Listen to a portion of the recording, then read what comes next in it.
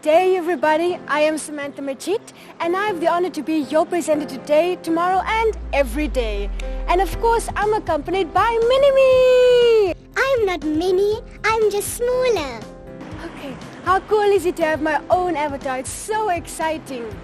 With Mini-Me, we'll take you on an exciting, adventurous, maybe even dangerous journey throughout Namibia, and we'll be looking at what our country is doing in terms of climate change.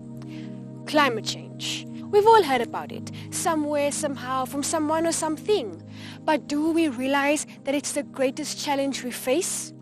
If we don't do anything about it now, in about 80 years' time, life on Earth will no longer be possible. I know, 80 years seems like a long time.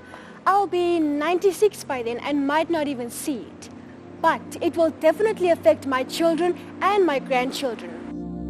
In the 1800s, the Industrial Revolution took place. Demand for and innovation of new things increased. To generate energy, they had to burn fuel and natural resources. And this process resulted in massive carbon dioxide emissions, which led to the greenhouse effect that resulted in global warming and climate change. As the world warms, extreme weather events are becoming more frequent and intense. Sea levels are rising, prolonged droughts are putting pressure on food crops, and many animal and plant species are being driven to extinction. As a response to the increasing impact of climate change, countries all around the world have finally decided to take a stand collectively. This eventually led to the establishment of international treaties and conventions, one of them being the United Nations Framework Convention on Climate Change. In December 2015 in Paris, France, the first ever universal, legally binding global climate change agreement was adopted to keep global warming below 2 degrees Celsius and is to come into force in late this year, 2020.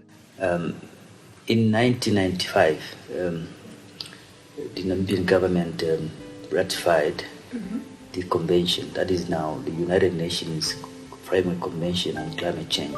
So UNDP then stepped up to assist countries to keep that promise. So that's why we call it a climate promise. We have put up a national climate change committee with this cross-cutting from government, NGOs, private sector, and also after that we have put up a national policy on climate change in 2001.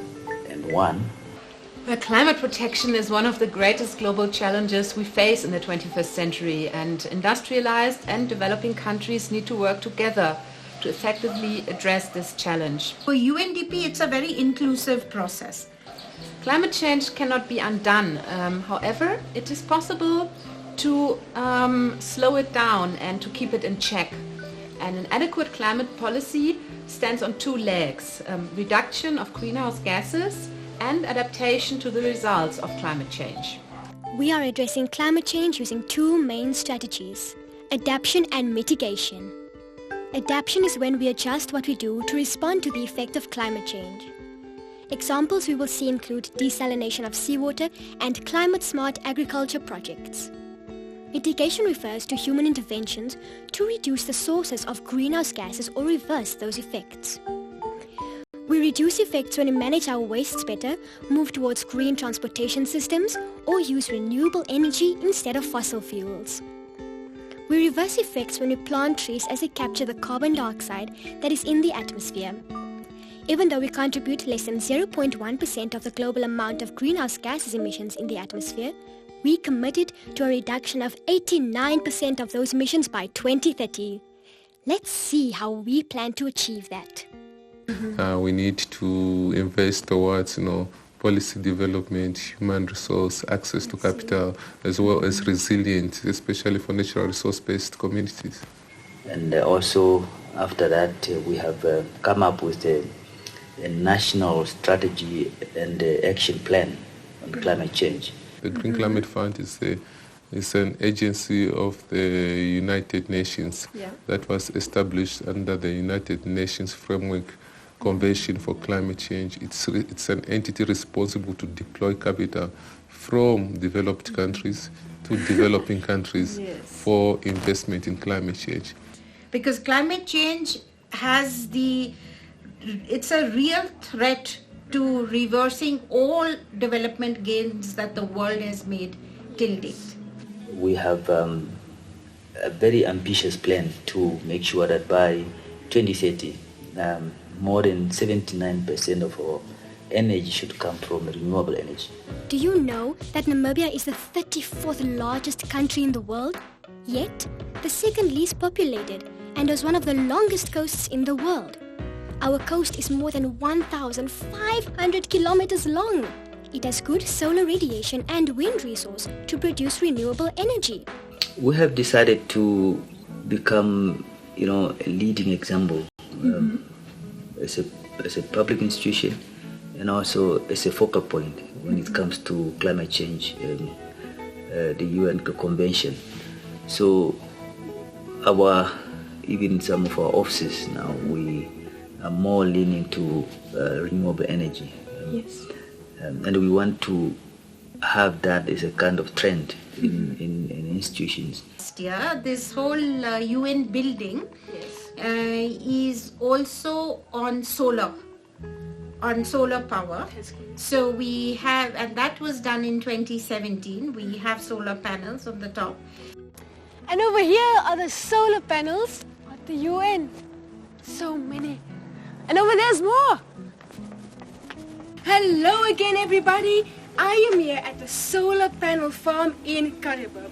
And you know what? Look at how huge it is. Come on.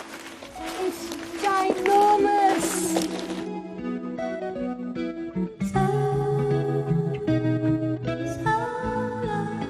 But I know you're wondering, how does this work? Well, have no fear when Samantha is near. How this works is, the solar panels will absorb sunlight energy with the help of the black color, which absorbs heat energy more efficiently. Now, once the sunlight energy is absorbed, the photons will knock off the electrons from the atoms which are absorbed. And now that these electrons are now knocked off and they are free-moving electrons leads to electricity, or it produces electricity. How simple and efficient is that? And what's really good is that here in Namibia, we have the sun by our side almost all day, every day. So solar energy in Namibia is really the way to go. So these are our solar panels. As you can see, it takes a lot of space to set them up. But then what happens here is they store the energy from the sun and then transform it into electrical energy that we use to pump water from the sea into the container. Yes, the solar panel system has been implemented for almost a year now. Due to the electricity consumption of our machinery that we are using. So we decided to go the green way. So if you look at the yellow lines here is the solar total, the kilowatts that the solar panels are generating. The red here is when we import electricity, and you can see it's only during nighttime when our night shift is working. Did you know that you can invest or buy your own solar panels or solar energy for your own private uses? But you know what? I shall say no more, and I'll leave the rest to the Ministry of Mines and Energy. So you know what? Let's go. Thank you. The Solar Revolving Fund is a credit facility which was established in 1996 by Ministry of Mines and Energy and UNDP. The aim was to cater for a high upfront cost of solar products and also to address the dispersed populations and also large distances which are limiting grid electrification, especially for communities living in off-grid areas.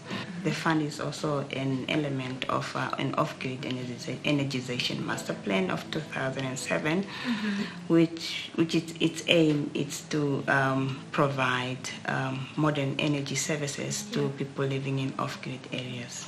And with the solar panels, then when last year we introduced 2 electric vehicles for UNDP, and those electric vehicles is a very interesting process because they get their power from the solar panels on the roof, and then they run around the whole city, they come back and then they are plugged in. So it's called a very innovative system. It's called a vehicle grid integration system, a VGI technology. And this is the first UN house in Africa to have adopted this technology. So in fact, the vehicles actually work as a storage system as well for solar power. Sustainable transport means any form of transport that is green and also have the low impact in our environment. And sustainable transport means balancing our future and current needs. And any example of sustainable transport is walking, cycling, car sharing, or any other green vehicles. Global warming and environmental protection is becoming a very important issue in our society. And hence sustainable transport focuses on the protection of the population, the residents of Zero Windhoek, or the residents of any other city in the world. Also, the Sustainable Urban Transport Master Plan, which is now the plan for the Zero Windhoek, is planned to provide public transport in the Zero Windhoek, thereby ensuring sufficient access to public transport and also provide non-motorized transport infrastructures in the Zero Windhoek that is now walking and also include the cycling. Yeah. But we're not only focusing on the buses. Good. So a Sun Cycle, as you can see around you, we have different models. They're electric bicycles and they're solar powered, hence the name Sun Cycles. We assemble them here locally in Windhoek. And we've currently recently started doing manufacturing as well. So that beautiful bike over there, as you see, is our first model that we've made completely from scratch in-house. We do deliveries in Windhoek with green mobility, 100% carbon neutral.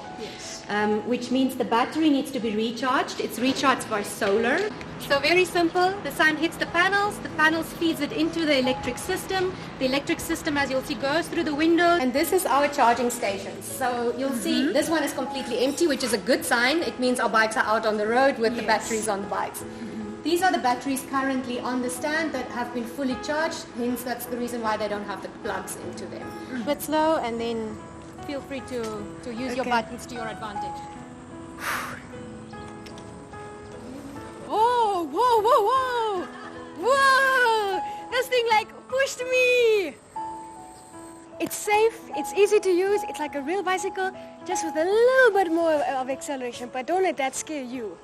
First goal is to get more e-bikes on Windhoek's roads by working together with the universities. Yes. Second goal, start manufacturing locally. And third goal is to just be green as possible and work towards making Namibia green as well. Green and carbon neutral. The city of Windhoek was also supported by GIZ to design a non-motorized transport network as affordable and sustainable mode of mobility by providing, for example, safe sidewalks for school children and encouraging the use of bicycles. Waste management is a complex issue, I know. That's why we are now going to see how our water and waste can be recycled and contribute to a greener Namibia. These are batteries and these are chips. And you have an option, bin it or you dump it. What are you going to do? I'm going to bin it. All right, let's bin it and see where it ends up. Okay, my batteries. It will end up in a special waste collection center. And then my chips, of course, in managed landfill. Yes, at Renewable we provide different types of services to clients outside in terms of waste management. And what you see over here is the recycling plant. What we actually do at the recycling plant is all different types of recyclables are being brought into the plant. And we do sorting here of the different types of recyclables. We sort about 20 different types of recyclables, and then we bale those different types of recyclables and we send then the raw material to the recyclers, some in South Africa, some in Namibia. Oh, okay. Don't dump it, guys. Bin it. Yes, of course, a secure water supply is of overarching importance as a basis for the social economic development of the country. It can be from water used for cooking, water used for bathing, for doing laundry. Yeah, we take water on a domestic level, meaning that we don't take water from industries such as Coca-Cola or the Namibian breweries. Yeah, so basically why we treat wastewater is to protect the public health. Very, most important, the public health and the environment. Yeah, it's just to treat the water and then return it back to the water cycle at a reduced risk. And since 2002, supplying the city of Windhoek with roughly between 20 and 30% of its drinking water. This is our whole process. So these are all the major process steps from the raw to the blending with the recycled water to the DAF, which is the dissolved air flotation sand filters. The guiding principle for us here is the safety. That's number one. And for that, the approach which was taken here is the so-called multi-barrier approach. So each problem, each contamination must have at least 2 solutions to it. You can literally see the color change, but also with the color, it's not only about the color change or the change of smell, it is also the fact that the water becomes cleaner. Like from here, we would have the ozonation step, and then you know that this water is disinfected, it doesn't have any pathogens in this water. Obviously you shouldn't drink it, it's probably got like a whole bunch of stuff that can make you sick. Yes, but you can drink that, and I think we should just drink it. We always drink it for our guests and stuff, just to show how clean our water actually is. Oh, sorry. Oh, don't just kidding. It's definitely clean. One of the engineers said, don't judge water by its history, but by its quality. So you basically drank water which once looked like strawberry milkshake, although it was not strawberry milkshake, I can assure you that. Blood and feathers. What we are doing actually is the raw water which is coming from the factory, which is like having blood and fats, which is taken to the 4 ponds, which takes like normally it's like 4 days from each pond to another pond, which is like 21 days, which is 4 ponds. Okay. With the test? This was once chicken blood water. Yes, chicken blood water. Okay.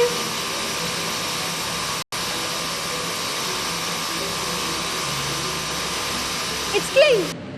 But the water that you were drinking had a perfect quality, so it's basically perfectly safe drinking water. And you know, there's so many people on this earth, and only so many resources. So I think we've reached that time and age where recycling is not a nice to have, but a must. And the German government also supports Namibia in exploring opportunities for the desalination of seawater as a reliable and sustainable source of drinking water. Well, desalination, it's all in the word, desalination. It means removing salt. So what we do is we remove the salt from seawater to make it drinkable for human consumption. Actually, this is a small plant, produces about 3,000 liters of water per hour, operating on solar power. And just to add on to what she has also said, Samantha, why we can't use seawater directly and drink it, because it's quite saline, it has a lot of salts, so we have to remove the salts from the saline water so that we can produce fresh water, which is the process of desalination that she highlighted earlier on. There's a special process that we use to remove the salts, and it's called reverse osmosis. Reverse osmosis, you pressurize the concentrated solution and you force it through the membrane, and on the one side of the membrane the solution becomes more concentrated, whereas on the other side of this membrane you have then what we call permeate, where this process removes 98% of the salts that's in seawater. With the desalination, we really just want to prove that it is possible to use the sea. It is possible to have water that can be given to other coastal regions, or in the long run, as we advance, be transported to the central areas as well, because we do have the resource and we now have the technology to do so. I would like to think that we are part of a bigger picture because we supply drinkable water to the Irongo region, and hopefully in future to larger parts of Namibia. So that's why I say I would like to think that I'm part of a bigger picture. The main aim of this farm is to produce more food, sustainable food for everyone, and also to produce more food also for export, so that we can be a country that can stand on its own. Hydroponic, it's basically when you are planting your plants not in the soil itself. Yes. When you are using different media but except the soil. We don't grow in the soil. Yes. We grow in cocoa pit. The cocoa pit is all the way from India, and then cocoa pit. It's all the outside coconut that were just sucked. Yeah. With hydroponic technology, it's actually easier to maintain, easier to see, to control different climate weather change. So that's actually the main advantage of using it. Those strategies can then be implemented, and then you can address the issue of food security, the issue of income to the farmers, and then also at the same time address the resilience that the farmers can build up for them to be able to cope with the climate change. Okay, aquaponic means that you have fish, you have a water cycle, and you grow your vegetables in that water. So you're not losing any water. It's a symbiotic living system, ecosystem, which is a natural ecosystem where the plants and the fish are in a symbiotic living way that they contribute to each other. Aquaponics is the most organic way to grow vegetables, because the pool is nutrients that go through the beds, and the plants taking that up, and the rest flows back into the sump tank and then back into the tank. So it's a cycle. You only got stone in the grow beds. There's no sand, no nothing, only stones, and you grow the vegetables in the stone, in the water. In future, we will be more dependent on aquaponics and systems where we can save on water. Namibia's NDC is ambitious and wants, for example, to reduce deforestation by 50% in 2030, plant 1,000 hectares of trees per year, and increase renewable energy in electricity production from 33% in 2010 to about 70% in 2030. We have 1 hectare here, which is 10,000 square meters, and we have 400 olive trees that have been planted here. And again, this is to prove that it's possible to plant within our hyper-arid environment, especially here in the Namib Desert. We may now reintroduce the forest by planting more trees. That process is known as reforestation. And be able to make use of the free seawater that we have, desalinate it a bit, and we store it here. So we are not storing power, we are storing the resource, which is water. We would like to see a big park that benefits everybody, not just the current landowners, also the people who were dispossessed of their land during colonial times, around the Okakarara area, the Okakarara Conservancies. Our emphasis is to maintain what we have, to reduce the cutting or the harvesting of wood, so that we can give a chance to the forest to regenerate. So we are using drip irrigation instead of overhead irrigation or just flooding the whole area. Otherwise, we are giving this water to other resources that we are not interested in. So we actually make sure that we have a dripper that is on each plant, which drips in and gives each tree precisely the same amount of water that it would require only for its growth. So one of our 5 farms, which is about 5,000 hectares in size, right now we've established a rehabilitation nursery where we grow all the hardwood species, in other words the trees that are difficult to propagate. So we've developed mechanisms to propagate those trees, and we now have more than 5,000 saplings about this high that are being replanted all over the bush. And also to encourage people to plant trees in their homesteads. We have an orchard we've established, tree of concept. We're looking at the best types of trees that would grow in that area. Besides all the projects which already exist, There's some new interesting ideas. Let's go listen to one of them. So I've been told that you have a solution to somewhat save or help the environment with chickens.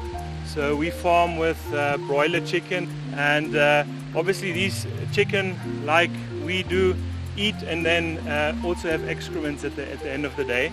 So what we want to do is we want to build a biogas plant where we can then basically introduce the poultry manure together with slaughter wastes and other organic waste which you can find in the area, to then basically produce what we call biogas, which is a mixture of methane, carbon dioxide, sulfur and a few other gases, but mostly methane.